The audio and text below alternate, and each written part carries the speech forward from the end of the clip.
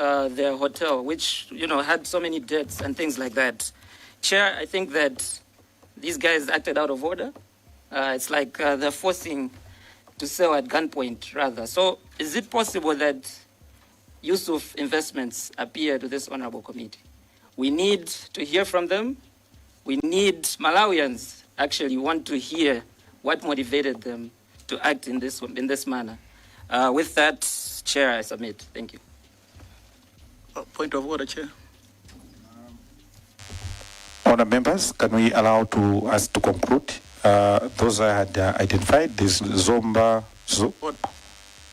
Point of order from Lilongwe Chiwamba. Thank you, Chair. Let me remind you that before you mention me to ask a question, but secondly, you recognize the other members. So I just want to ask you if you can allow me to ask a question, then you can proceed.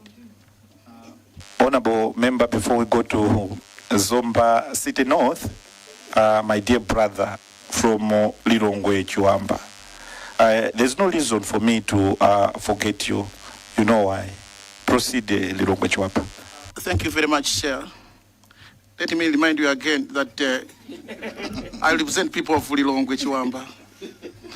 Now, Chair, through you, I'd like to ask Control Officer to confirm that the EMJ Public Accounts, you was engaged to conduct evaluation after the board had already passed the resolutions to invest.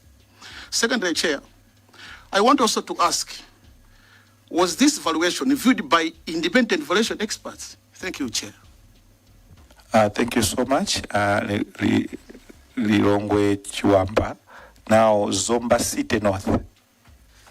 Chair, through you,